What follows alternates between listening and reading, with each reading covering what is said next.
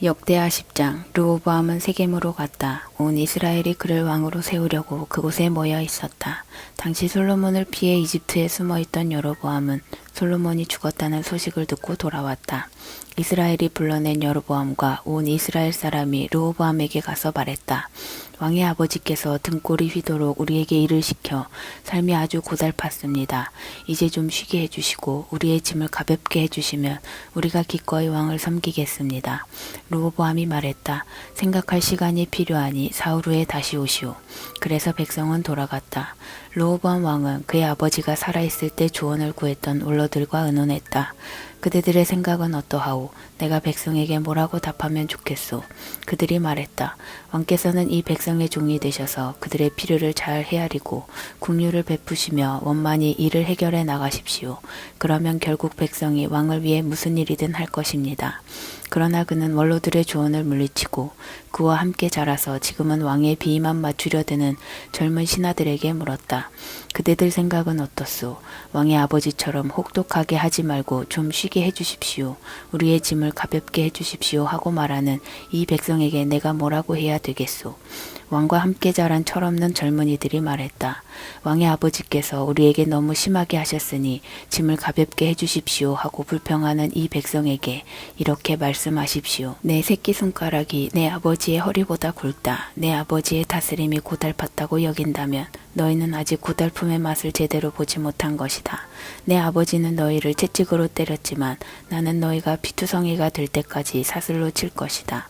르호보암이 백성을 향해 생각할 시간이 필요하니 사흘 후에 다시 오시오 하고 지시한 대로 사흘 후에 여로보암과 백성이 나타났다. 왕의 대답은 가혹하고 거칠었다. 그는 원로들의 조언을 무시하고 젊은이들의 제안을 따랐다. 내 아버지의 다스림이 고달팠다고 여긴다면 너희는 아직 고달픔의 맛을 제대로 보지 못한 것이다. 내 아버지는 너희를 채찍으로 때렸지만 나는 너희가 피투성이가 될 때까지 사슬로 칠 것이다. 르호보암은 백성의 말에 귀를 막았다. 하나님께서 이 모든 일의 배후에 계셨고 이로써 실로 사람 아히야를 통해 느밧의 아들 여로보암에게 주신 메시지를 확증하셨다. 온 이스라엘은 왕의 그들의 말을 한마디도 듣지 않은 것을 알고 왕에게 맞서서 말했다. 꺼져버려라 다윗, 이새의 아들아, 우리는 이제 너한테 질렸다. 이스라엘아, 어서 여기서 떠나자. 다윗, 이제 더 이상 우리 일에 참견하지 마라. 그런 다음 백성이 떠나갔다. 그러나 르호보암은 유다 성읍들에 사는 사람들을 계속 다스렸다. 그 후에 르호보암 왕이 노역 책임자인 아도니람을 보내자 이스라엘 백성이 모여서 그를 돌로 쳐 죽였다. 르호보암 왕은 재빨리 전처에 뛰어올라 예루살렘으로 피했다. 그때부터 오늘까지 이스라엘은 다윗 왕조에 계속 대항했다. 역대하 11장. 예루살렘으로 돌아온 르호보암은 유다와 베냐민 지파 사람들을 소집하고 정예의 군 18만 명을 동원했다. 그는 이스라엘과 전쟁을 벌여 나라를 되찾으려고 했다. 그때 하나님의 말씀이 거룩한 사람 스마야에게 임했다. 솔로몬의 아들 유다 왕 르호보암과 유다와 베냐민의 모든 이스라엘 백성에게 전하여라. 이것은 하나님의 말씀이다. 너희는 진군하지 마라. 너희 형제 이스라엘 자손과 싸우지 마라. 너희는 한 사람도 남김없이 다 집으로 돌아가거라. 이 모든 것이 나의 뜻이다. 그들은 하나님께서 말씀하신 대로 집으로 돌아갔다. 르호보암은 계속해서 예루살렘에 살면서 유다 곳곳에 방어체제를 구축했다. 베들레헴, 에담, 드고와, 벳술, 소고, 아둘람, 가드, 마레사, 십, 아도라임, 라기스, 아세가, 소라, 아얄론, 헤브론이 그가 유다와 베냐민을 보호하기 위해 세운 방어선이었다. 그는 요새 성읍을 강화하고 지휘관들을 임명하며 비상식량과 올리브 기름과 포도주를 비축했다. 그는 모든 성읍에 큰 방패와 창들을 갖추어 두고 성읍의 방비를 크게 강화했다. 그래서 유다와 베냐민은 한동안 안전했다. 이스라엘 전역에서 제사장과 레위인들이 르호보암에게 왔다. 레위인들이 자기 목초지와 재산을 버리고 유다와 예루살렘으로 이주한 것은 여로보암과 그의 아들들이 그들에게서 하나님의 제사장직을 박탈하고 제사장을 따로 세워 여러 예배 처소에서 그가 만든 수렴소와 송아지 우상을 섬기게 했기 때문이다. 이스라엘의 모든 지파 가운데서 이스라엘의 하나님을 찾기로 결심한 모든 사람은 제사장과 레위인들과 함께 예루살렘으로 이주하여 그곳에서 그들의 조상의 하나님께 제사를 드려 예배했다. 이것이 유다 나라의 엄청난 힘이 되었다. 그들은 3년 동안 솔로몬의 아들 르호보암 곁을 지키면서 다윗과 솔로몬의 길을 충실히 따랐다. 르호보암은 다윗의 아들 여리목과 이새의 아들 엘리압의 딸 아비하일 사이에서 태어난 마할랏과 결혼했다. 마할랏은 여우스, 스마랴, 사함을 낳았다. 그 후에 르호보암은 압살롬의 딸 마아가와 결혼했는데 마아가는 아비야, 아떼, 시사, 슬로밋을 낳았다. 마아가는 르호보암이 가장 사랑한 아내였다. 그는 다른 아내나 첩들, 그는 아내 18명과 첩 60명을 두었는데 그들이 아들 28명과 딸 60명을 낳았다. 보다 그녀를 더 사랑했다. 르호보암은 마아가의 아들 아비야를 맏아들, 곧 형제들의 지도자로 삼았다. 그를 다음 왕으로 삼을 생각이었다. 그는 지혜롭게 아들들을 유다와 베냐민의 방어체제를 이루는 모든 요새 성읍에 배치했다. 그리고 풍부한 양식과 많은 아내를 주어 그들을 행복하게 해주었다.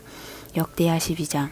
르호보암이 나라를 안정시켜 다시 세력이 강해지자 그와 온 이스라엘은 사실상 하나님과 그분의 길을 버렸다. 그와 그의 백성이 하나님께 신실하지 않았으므로 르호보암 5년에 이집트 왕 시삭이 예루살렘으로 쳐들어왔다. 그는 전차 1200대와 기병 6만 명, 리비아와 숲과 에티오피아 사람들로 구성된 이집트 군대를 거느리고 왔다. 그들은 유다의 요새 성읍들을 빼앗고 예루살렘까지 진격해왔다. 그때 예언자 스마야가 시삭을 피해 예루살렘으로 후퇴한 유다 지도자들과 함께 르호보암에게 가서 말했다. 하나님께서 말씀하십니다. 내가 나를 버렸으니 이제 나도 너를 버려 시삭에게 넘기겠다. 이스라엘의 지도자들과 왕이 회개하며 말했다. 하나님께서 오르십니다. 하나님께서 그들이 겸손히 회개하는 모습을 보셨다. 그러자 하나님의 말씀이 스마야에게 임했다. 그들이 겸손히 뉘우치니 내가 그들을 멸하지 않겠다. 그들을 너그럽게 봐줄 것이다. 시삭을 통해 예루살렘에 나의 진노를 드러내지 않을 것이다. 그러나 나는 그들을 시삭의 신하로 만들 것이다. 그들은 나를 섬기는 것과 세상의 왕을 섬기는 것이 어떻게 다른지 알게 될 것이다. 그때 이집트 왕 시삭이 예루살렘을 공격했다. 그는 하나님의 성전과 왕궁의 보물 보관소에서 무엇이든 손에 잡히는 대로 약탈하고 솔로몬이 만든 금방패까지 가져갔다. 르호보암 왕은 금방패 대신 청동방패를 만들어 왕궁 입구를 지키는 경비대에게 주었다. 왕이 하나님의 성전에 갈 때 경비대가 방패를 들고 왕을 수행했다가 일이 끝나면 경비대실에 다시 가져다 놓았다. 르호보암이 회개했으므로 하나님께서 진노를 거두셨고 그를 완전히 멸하지 않으셨다. 유다의 선한 일도 벌어지고 있었으니 상황이 암담하지만은 않았다. 르호보암 왕은 예루살렘에서 자신의 통치 체제를 개편하고 왕권을 다시 굳게 세웠다. 르호보암은 왕위에 오를 때 41살이었다. 그는 이스라엘의 모든 지파 가운데서 하나님께서 친히 임재하시는 특별한 처소로 택하신 예루살렘 성에서 17년 동안 다스렸다. 그의 어머니는 암몬 사람 나아마다. 그러나 르호보암에 대한 최종 평가는 그가 악한 왕이라는 것이었다. 그에게 하나님은 중요하지 않았다. 하나님께 관심이 없었을 뿐 아니라 그분을 마음으로 찾지도 않았다. 르호보암의 역사는 예언자 스마야와 선견자 이도의 회고록에 처음부터 끝까지 족보와 함께 기록되어 있다. 르호보암과 여로보암 사이에는 전쟁이 끊이지 않았다. 르호보암은 죽어서 자기 조상과 함께 다윗성에 묻혔다. 그의 아들 아비야가 뒤를 이어 왕이 되었다. 역대하 13장. 여로보암 왕 18년에 아비야가 유다의 왕위에 올랐다. 그는 예루살렘에서 3년 동안 다스렸다. 그의 어머니는 기브아 사람 우리엘의 딸 마아가다. 아비야와 여로보암 사이에 전쟁이 벌어졌다. 아비야는 정예군 40만 명을 이끌고 싸움에 나섰고 여로보암 또한 정예군 80만 명으로 맞섰다. 아비야가 에브라임 산지 스마라임 산에 잘 보이는 곳에 서서 말했다. 여로보암과 온 이스라엘은 들으라. 하나님 이스라엘의 유일하신 하나님께서 다윗과 그 후손을 이스라엘의 영원한 통치자로 세우시고 하나님의 나라는 하나님의 왕이 다스린다고 소금 언약으로 확증하신 것을 너희가 알지 못하느냐. 그런데 어떻게 되었느냐. 솔로몬의 종 느밧의 아들 여로보암이 자기 주인에게 반역했다. 온갖 불량배들이 그와 함께 작당하니 솔로몬의 후계자 르호보암이 당해내지 못했다. 르호보암은 어찌할 바를 몰랐다. 게다가 그는 겁이 많아서 그들과 맞서지 못했다. 너희는 그 약점을 이용하여 다윗의 후손에게 위임된 하나님의 통치에 주제넘게 맞서고 있다.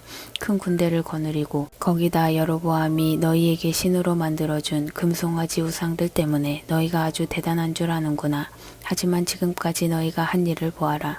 너희는 아론 자손인 하나님의 제사장과 레위인들을 쫓아내고 이방인들처럼 너희 멋대로 제사장을 세웠다. 누구든지 돈을 충분히 들고 가서 값만 치르면 제사장이 될 수 있다. 하나님이 아닌 거짓 우상들의 제사장 말이다. 하지만 유다의 남은 우리는 하나님께 머물러 있다. 우리는 그분을 최신 우상으로 바꾸지 않았다. 확실히 검증된 아론의 제사장들이 우리를 하나님께로 인도하고 또 레위인들이 우리의 예배를 인도하여 날마다 아침과 저녁 기도 때 하나님께 번제와 향기로운 향을 드리고 깨끗한 상에 가꾸운 거룩한 빵을 차려내며 밤마다 금 등잔대에 불을 밝히고 있다. 우리는 하나님께서 명령하신 일을 그분이 말씀하신 방식대로 지키고 있다. 그러나 너희는 그분을 버렸다. 너희 눈에는 보이지 않느냐? 하나님께서 우리 편이시며 우리의 지도자이시다. 그분의 제사장들은 나팔을 들고 전투 신호를 보낼 태세가 되어 있다. 이스라엘 백성아, 하나님 너희 조상의 하나님과 싸우지 마라. 너희는 절대 이 전투에서 이기지 못한다. 아비야가 말하는 동안 여로보암은 사람들을 뒤로 보내서 그들을 기습하게 했다. 유다 앞에는 여로보암, 뒤에는 복병이 있었다. 뒤를 돌아본 유다는 자기들이 앞뒤로 공격받고 있음을 알았다. 그들은 하나님께 간절히 기도했다. 제사장들은 나팔을 불고 유다 군사들은 크게 부르짖었다. 그때 하나님께서 아비야와 유다 앞에서 여로보암과 온 이스라엘을 치셨다. 이스라엘 군은 유다 군 앞에서 흩어졌다. 하나님께서 유다에게 승리를 주셨다. 아비야와 그의 병력은 이스라엘을 크게 무찔렀다. 그날 이스라엘 정예군 50만 명이 죽었다. 이스라엘 군은 처참하게 무너졌다. 아주 치욕스러운 패배였다. 유다군이 힘들이지 않고 이긴 것은 그들이 하나님 그들 조상의 하나님을 신뢰했기 때문이다.